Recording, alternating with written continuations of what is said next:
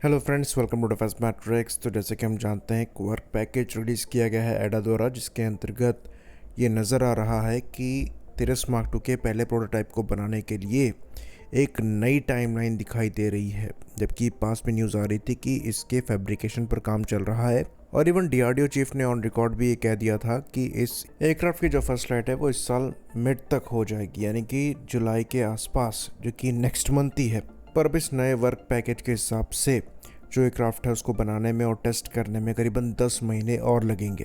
तो अब यहाँ पर एक्चुअल में क्या हुआ है, इस पर सवाल है। तो डिफरेंट माइलस्टोन यहाँ पर रखे गए हैं। जैसे कि पहला माइलस्टोन ये है कि 3 महीने में सेंटर फ्यूसलाज और एयरक्राफ्ट की कपलिंग करी जानी है। उसके बाद एलआरयूज़ को इंस्टॉल करना है, सिस्टम ब्रैकेट्स को इंस्टॉल करना है और पाइपलाइंस को इंस्टॉल करना है। उसके बाद जो दूसरा माइलस्टोन है, जिसके अंतर्गत करीबन 6 महीने का समय लगेगा आज से, इसमें सीडेंट अप्लाई किया जाएगा, एफओडी चेक किए जाएंगे, सेकेंड एंड कनेक्टर्स को फाइनलाइज किया जाएगा, लैंडिंग गियर को इंस्टॉल किया जाएगा, कंट्रोल सर्फेसेस को इंस्टॉल किया जाएगा, डिफरेंट सेंसर्स लगाए जाएंगे, इंजन को इंटीग्रेट किया जाएगा और सिस्टम के लीक्स को चेक किया जाएगा।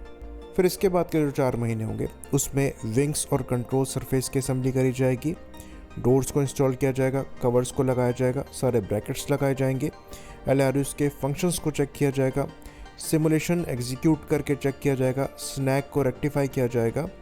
उसके बाद टैक्सी ट्रायल्स के लिए इसको तैयार किया जाएगा, फिर अल्टीमेटली इसको मॉडिफाई भी किया जाएगा। तो जिस हिसाब से वर्क पैकेज निकला है, इसको देखते हुए क्लियरली 10 महीने का समय यहाँ पर बताया जा रहा है।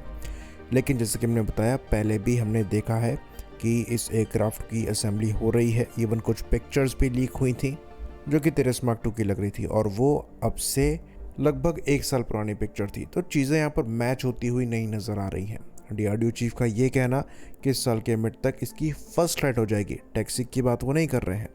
उसके बाद अब यहाँ पर इस डॉक्यूमेंट का आना, जिसके अंतर्गत प्रोटोटाइप असेंबली की बात करी जा रही है, और यहाँ पर क्लियरली तिरस मार्क 2 के पहले प्रोटोटाइप की बात चल रही है। इवन और डॉक्यूमेंट्स जो आए थे उसमें भी कॉकपिट अपग्रेड्स की बात यहाँ पर चल रही थी, जिसके अंतर्गत जो लार्ज एरिया डिस्प्ले है उसको यहाँ पर लगाना है और उसके हिसाब से चेंजेस यहाँ पर किए जाने हैं। तो ये भी एक इंटरेस्टिंग टेंडर था जिसके बारे में ज़्यादा चर्चा नहीं हो रही है।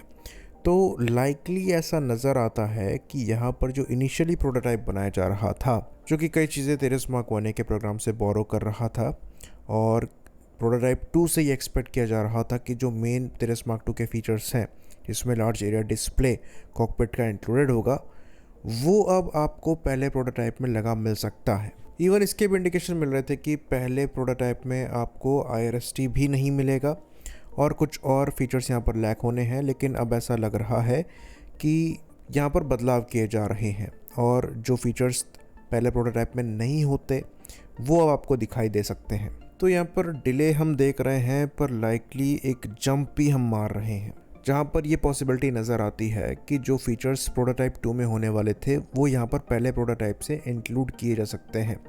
तो ये चीज़ टेस्टिंग और ट्रायल्स का पीरियड जो है ये और कम कर सकती है। तो सब कुछ नेगेटिव है ऐसा नहीं है। तो ये पहली पॉसिबिलिटी है जो कि काफ़ी पॉजिटिव है।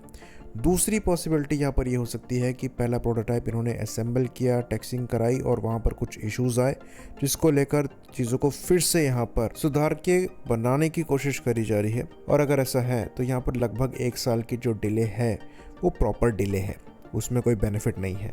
खैर, ये जो वर्क डॉक्यूमेंट निकला है इसमें बहुत ज़्यादा डिटेल नहीं दी गई है, यानी कि बहुत स्पेसिफिक यहाँ पर नहीं है कि किस टाइप का ये प्लेटफॉर्म होगा, यानी कि कितना क्लोज हो सकता है ये प्रोडक्शन एयरक्राफ्ट के। तो ये चीज़ हम आपको बता दें कि तिरस मार्क 2 के केस में कोई भी टेक्नोलॉजी डेमोन्स्ट्रेटर नहीं है, सीधे प्रोटोटाइप्स पर यहाँ पर काम किया जा रहा है और इसके बाद सीधे इनका प्रोडक्शन होगा।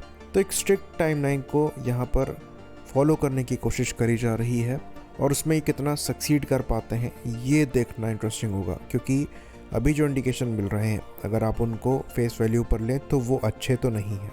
बाकी चीज़ें भी बहुत ज़्यादा क्लियर नहीं है इस मामले में, क्योंकि बीच में इंजन को लेकर भी इशू आ गया था, जहां पर बताया जा रहा है कि एक इंजन ऑलमोस्ट 200 करोड़ कॉस्ट करने वाला है, जो अगेन इस प्रोग्राम के अगेंस्ट ही जा रहा है। तो अगले एरो इंडिया तक ये प्लेटफॉर्म जो है डिस्प्ले किया जाना था, लेकिन अब उसके आसार इस डॉक्यूमेंट के हिसाब से तो कम नज़र आ रहे हैं।